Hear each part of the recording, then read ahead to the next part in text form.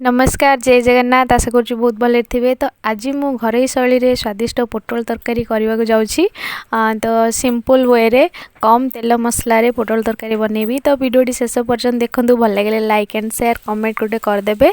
तो आपण मतामत कौन निश्चिंत जनइबे। तो ये मु पोटल को दिखंड करके भल भाव में भाजी देइछि। तो एपटे आलू को भी भाजुची। तो आलू आ पोटल को भल भाव में प्रथमे फ्राए करदे।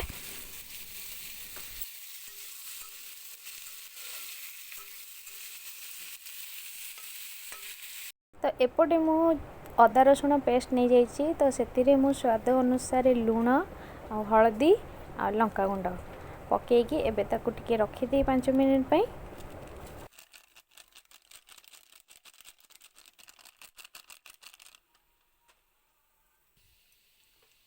तो तापर एपटे आमर भल भाव में आलू फ्राए हो जाइए। तो एबे आमे आलू को काढ़ी दबा।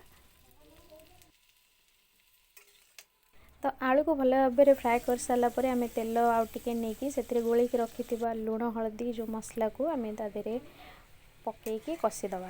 तो प्राय तो लोक फास्ट मसला कसती तादे हलदी लुण लंका गुंड आउ जहाँ किसी मसला ऐड करती। तो मुझे टिके यूनिक स्टाइल करी। आग मु लुण हलदी लंका गुंड पकईकी मसलाटा भल भाव में कषि सारिकी तापर जाई चिकेन मसला टिके पकईची।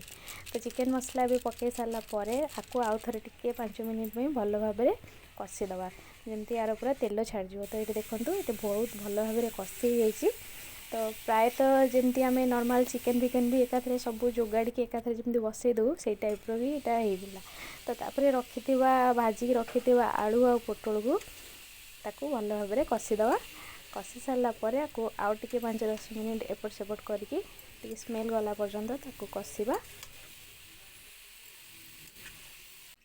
तापर आम से टिके पानी अल्प टिके पानी देकी एपट सेपट करके ताकू 10 ରୁ 15 मिनिट में घोड़े दबा जमती आलू भल भाव में सीझीगला पर्यंत। तो ये तापर आलू आमर सीझीगला से आम पकईदबा गरम मसला लास्ट रे। तो गरम मसला पड़ो आ टमाटो पड़ो।